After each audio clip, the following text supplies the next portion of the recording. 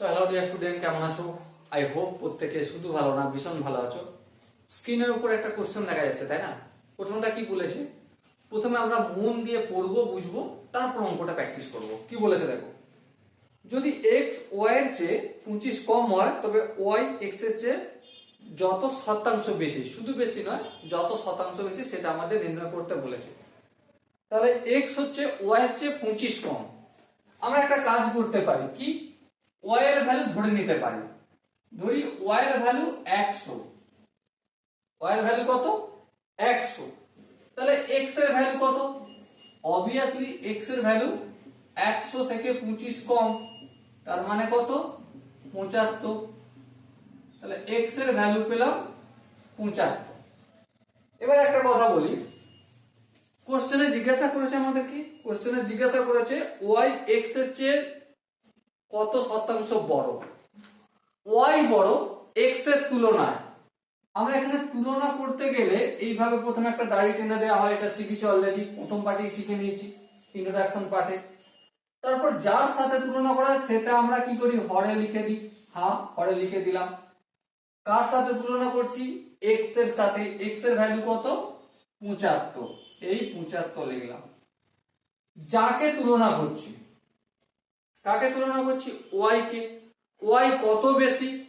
Y হচ্ছে 25 বেশি, তাহলে 25টা এখানে লিখলাম। এটা কিসে কনভার্ট হলো? ভগ্নাংশে কনভার্ট হলো। এটাকে পার্সেন্টেজে কনভার্ট করতে গেলে আমাকে 100% করে দিলাম, গল্প মিটে গেল। এবারে একটু যদি ক্যালকুলেশন করি, 25 একটা 25 আর 3 25 75। তো আলটিমেট কি পেলাম? 100/3%। এবারে 100/3%, এবারে এটাকে যদি আমি পূর্ণে প্রকাশ করি তাহলে কত হবে? 3 3 9, 3 3 9, 33 পূর্ণ 1 3%। এটা হবে আনসার। ওকে, আই হোপ প্রত্যেকের প্রতিটা স্টেপ বোঝা গেছে।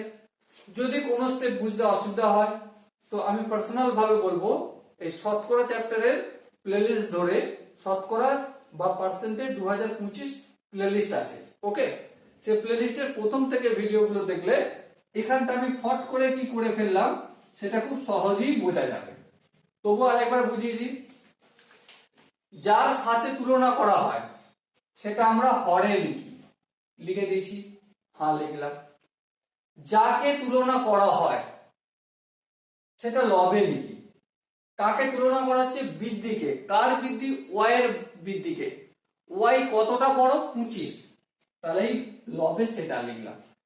এটা কিসে কনভার্ট হলো? ভগ্নাংশে কনভার্ট হলো। এবারে 100 আর পার্সেন্টেজ দিয়ে দিলি, পার্সেন্টেজে প্রকাশ হয়ে গেল। ওকে, আই হোপ তোমরা প্রত্যেকে এই কোশ্চেনের প্রতিটা স্টেপ বুঝতে পেরেছো। যদি কোনো স্টেপ বুঝতে অসুবিধা থাকে, ডাউট থাকে, কনফিউশন থাকে, তাহলে কি করতে হবে? কমেন্ট সেকশন আছে, কমেন্টে জানাবে। তো দেখা হচ্ছে নেক্সট সেশনে। ততক্ষণ পর্যন্ত ভালো থেকো, সুস্থ থেকো এবং জয় হিন্দ।